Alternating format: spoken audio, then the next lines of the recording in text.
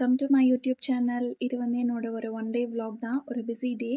And இது வந்து நான் ரொம்பவே இன்ட்ரெஸ்டிங் அண்ட் நிறையா டிப்ஸ் எல்லாம் உங்களுக்கு நான் ஷேர் பண்ணியிருக்கேன். ஸோ ஃபுல் வீடியோ வந்து ஸ்கிப் பண்ணாமல் பாருங்கள்.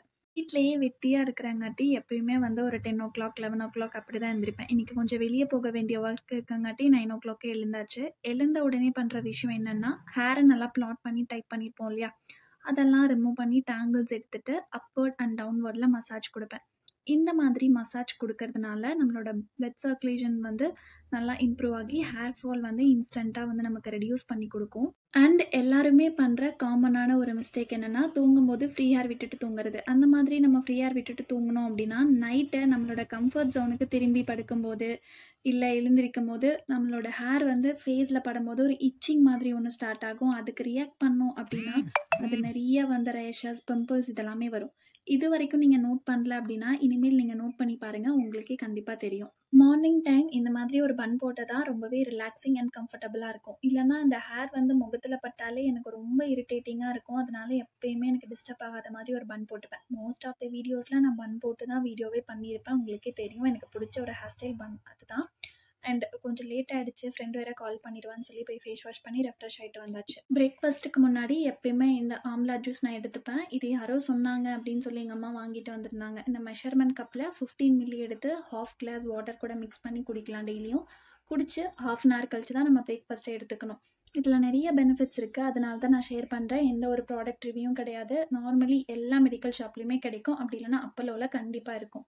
என்னோட ஃப்ரெண்ட்ஸ் அண்ட் கொலீக்ஸ் எல்லாருமே வந்து பிஜி, ஹாஸ்டல் அந்த மாதிரி ஸ்டே பண்ணி ஒர்க் போயிட்டுருக்காங்க. அவங்கெல்லாம் சொல்லுவாங்க, மார்னிங் பிரேக்ஃபாஸ்ட் சாப்பிட மாட்டேன், நைட்டு வந்து நைட் ஷிஃப்ட் போகிறங்காட்டி கரெக்டாக இன்டேக் இருக்காது அப்படிலாம் சொல்லுவாங்க. சரி, இதை நம்ம ஷேர் பண்ணோம் அப்படின்னா ஒரு 4 பேத்துக்கு யூஸ்ஃபுல்லாக இருக்குமே அப்படின்னு சொல்லி தான் நான் ஷேர் பண்ணுறேன். இது உங்களோட ஃப்ரெண்ட்ஸ் யாராவது பிஜியில் ஸ்டே பண்ணியிருக்காங்கன்னா கண்டிப்பாக இதை அவங்களுக்கு ஷேர் பண்ணி அவங்கள ட்ரை பண்ண சொல்லுங்கள். உண்மையாலுமே நல்லாயிருக்கு. நான் வந்து அதை ட்ரை பண்ணி பார்த்து தான் உங்களுக்கு சொல்கிறேன். அப்படியே போய் குளிச்சுட்டு மார்னிங் பிரேக்ஃபாஸ்ட்டுக்கு இட்லி, அது கூட தக்காளி குழம்பு தான் வச்சுருந்தாங்க. சாப்பிட்டுட்டு கெட் ரெடி ஆக ஆரம்பிச்சாச்சு. எனக்கு வந்து இட்லி மோஸ்ட்லி பிடிக்காது, தோசை தான் பிடிக்கும். நிறையா பேத்துக்கு இங்கே அப்படி தான் இல்லையா. மோஸ்ட் கம்ஃபர்டபுள் ஹேர் ஸ்டைல் அப்படின்னா இன்னொன்று இந்த போனி தான். அடிக்கிற வெயிலுக்கு டிஷர்ட்ஸ் போட்டால் தான் கொஞ்சம் நல்லா இருக்குது. அதனால டிஷர்ட், ஜீன் போட்டுட்டு கிளம்பியாச்சு. இன்றைக்கி வந்து எங்கே போகிறோன்னா, பாஸ்போர்ட் வெரிஃபிகேஷனுக்காக. எனக்கு இல்லை, என்னோடய ஃப்ரெண்டுக்கு. நான் அப்ளை பண்ணணும்னு நினைப்பேன், பட் ஆனால் மறந்து போயிடும்.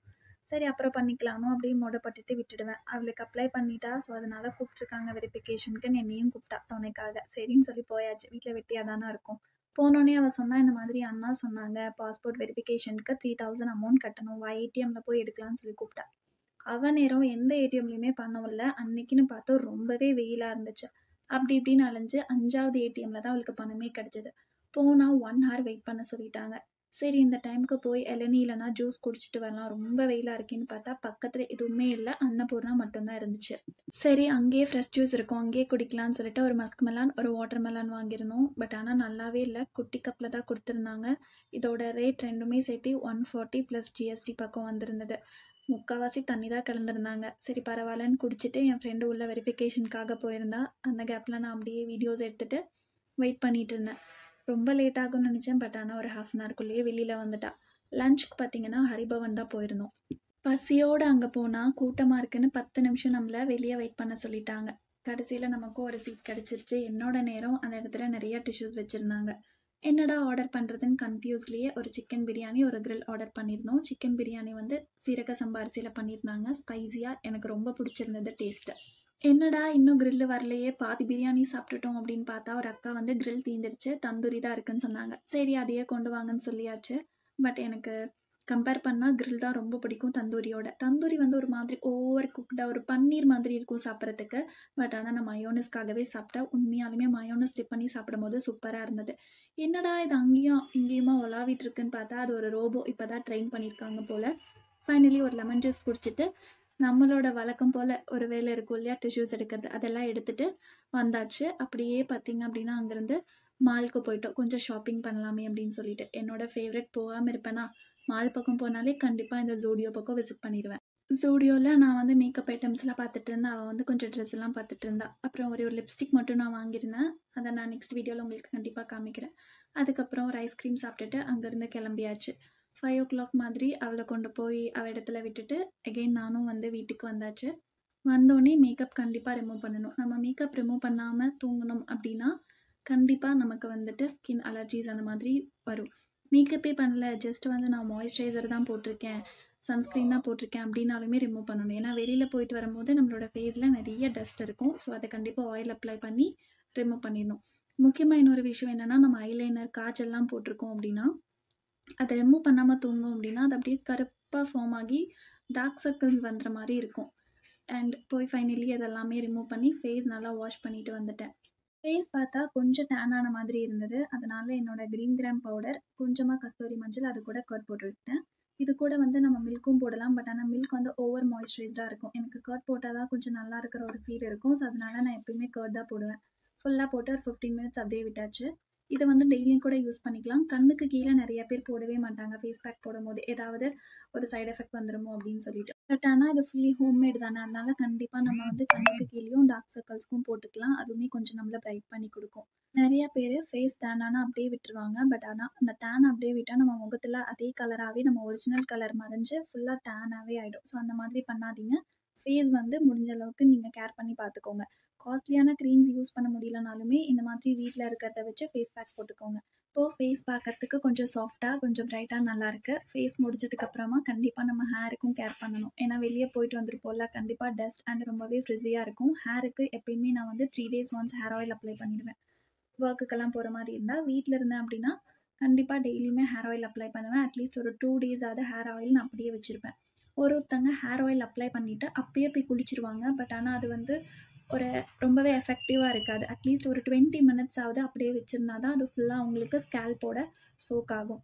இன்னொரு விஷயம், ஹேர் ஆயில் அப்ளை பண்ணுறதுல நிறைய பேர் வந்து ஸ்கேல்புக்கு மட்டும் ஹேரை நல்லா ஆயில் அப்ளை பண்ணிவிட்டு கீழே என்ன பண்ணுவாங்க அப்படின்னா ஃபுல் ஹேருக்கும் அப்ளையே பண்ண மாட்டாங்க, அப்படியே விட்டுருவாங்க. அது எகெயின் ஃப்ரிஸி ஆகி நம்மளோட நேச்சுரல் கலர் பிளாக்லேருந்து ஒரு மாதிரி செம்பட்டை ஆகிடும். நிறைய பேர் இந்த மிஸ்டேக் பண்ணுவாங்க. அதெல்லாம் நீங்கள் பண்ணாதீங்க. ஸோ உங்களுக்கு பிடிச்சிருந்தா நீங்கள் டெஃபினெட்லி பண்ணலாம். ஸோ இல்லை உங்களுக்கு ஹேர் வந்து நல்லா மெயின்டைன் ஆகணும் அப்படின்னா அந்த ஒரு மிஸ்டேக் நீங்கள் பண்ண வேண்டாம். எனக்கு மோஸ்ட்லி பிளாக்காக இருந்தால் தான் பிடிக்கும். எந்த ஒரு கலரிங்ஸ் நான் இது வரைக்கும் பண்ணினதில்லை, பண்ணணும் இது வரைக்கும் தோணலை. அதனால எப்பயுமே நான் ஃபுல்லாக அப்ளை பண்ணி தூக்கி ஒரு பன் போட்டுருவேன். அண்ட் போட்ட உடனே நான் பெட்லேயே எங்கேயுமே போய் படுக்க மாட்டேன். இல்லைனா நம்மளோட தலையில் இருக்க ஆயில் ஃபுல்லாக நம்மளோட பில்லோ கவர்லேயே போயிடும். நான் ஹேருக்கு ஆயில் அப்ளை பண்ணதுக்கப்புறம் அட்லீஸ்ட் ஒரு 2 hours போய் பெட்லலாம் படுக்க மாட்டேன். உங்களுக்கு அப்படி இல்லை, என்னால் அப்படி 2 hours வெயிட் பண்ண முடியாதுன்னா அட்லீஸ்ட் ஒரு 20 minutes உங்கள் ஹேரில் அப்படியே வச்சுக்கோங்க. இன்றைக்கி வந்து முட்டை தோசை தான் சாப்பிட்ருந்தேன். ஏன்னா மதியானம் கொஞ்சம் ஹெவியாக சாப்பிட்டுட்டங்காட்டி நைட்டு வந்து ஒரே ஒரு முட்டை தோசை, அது கூட தேங்காய் சட்னி அண்ட் மிளகா சட்னி 2மே வச்சுருந்தாங்க. நான் மிளகா சட்னி மட்டும் வச்சு கொஞ்சமாக சாப்பிட்டுட்டு அப்படியே கொஞ்சம் நேரம் டிவி பார்த்துட்டு இருந்தேன். நைட்டு தூங்க போகும்போது தான் ஹேரை நல்லாவே வந்து ப்ளாட் பண்ணிப்பேன். ஃபஸ்ட்டு நான் சொன்னேன் இல்லையா, ஃப்ரீ ஹேர் வந்து விடவே கூடாது. இதுலேயும் நம்ம ஹேருக்கு வந்து ஆயில் அப்ளை பண்ணிவிட்டு ஃப்ரீ ஹேர் விட்டோம்னா அந்த நம்ம ஹேரில் இருக்க ஆயில்லாம் எகெயின் நம்ம வந்து ஃபேஸில் படும். அது ரொம்ப ஒரு இச்சிங் கொடுத்துட்டே இருக்கும். உங்களுக்கு இந்த மாதிரி பண்ணியிருக்கீங்க அப்படின்னா கண்டிப்பாக தெரியும். ஏன்னா நான் ஹேர் வந்து கட் பண்ணிட்டேன் ஒரு டைம். ஸோ அந்த டைமில் என்னால் ப்ளாட் போட முடியாதப்போ நான் இந்த சுச்சுவேஷன்ஸ் எல்லாமே வந்து ஃபேஸ் பண்ணேன். அப்போ எனக்கு இதெல்லாமே கொஞ்சம் தெரிஞ்சுது. ஸோ வந்து நான் எண்டு வரைக்கும் ஃபுல்லாகவே ப்ளாட் பண்ணிவிட்டு அப்படியே மடித்து போடுவேன். எதுக்காக ஹேரை வந்து இந்த மாதிரி நான் மடித்து போடுறேன் அப்படின்னு எனக்கே தெரியாது. எப்போ நான் ஹேர் ஆயில் அப்ளை பண்ணாலும் அப்படியே போட்டு எனக்கு கொஞ்சம் பழக்கமாயிடுச்சு. ரப்பர் பேண்ட் யூஸ் பண்ண மாட்டேன். குஷி பின் மட்டும் 2 நல்லா வந்து கிளிப் பண்ணிவிட்டு டைட்டாக ப்ளாட் பண்ண மாட்டேன். கொஞ்சம் லூஸாக தான் பண்ணுவேன். பண்ணிவிட்டு நைட்டு தூங்க போகிறதுக்கு முன்னாடி ப்ளைன் வாட்டரில் நம்ம ஃபேஸை நல்லா வாஷ் பண்ணிவிட்டு மாய்ஸ்சரைசர் இல்லை ஏதாவது சிரம் நீங்கள் உங்களோட ஃபேஸ்க்கு எது யூஸ் பண்ணுவீங்களோ, நைட் க்ரீம் வாட்டெவர் நல்லா ஃபேஸ்க்கு அப்ளை பண்ணி ஒரு மசாஜ் கொடுத்துட்டு அதுக்கப்புறமா தூங்குங்க. இதெல்லாம் பண்ணும்போது உங்களுக்கு ஃபேஸில் வந்து ரிங்கிள்ஸ் அவ்வளோ சீக்கிரமாக வராது. அண்ட் உங்களுக்கு இந்த மாதிரி நிறைய வீடியோஸ் பிடிக்கும், இல்லை இந்த மாதிரி டிப்ஸ் ஏதாவது உங்களுக்கு வேணும் அப்படின்னா எனக்கு கமெண்டில் தெரியப்படுத்துங்க. நான் கண்டிப்பாக நெக்ஸ்ட் வீடியோவில் அதை ஷேர் பண்ணுறேன். ஓகே, மறக்காமல் சேனலை வந்து சப்ஸ்கிரைப் பண்ணிடுங்க. இப்போ நான் போய் தூங்க போகிற நேரம் வந்துருச்சு. தேங்க்யூ ஃபார் வாட்சிங். நெக்ஸ்ட் வீடியோவில் பார்க்கலாம். அது வரைக்கும் ஒரு பாய்.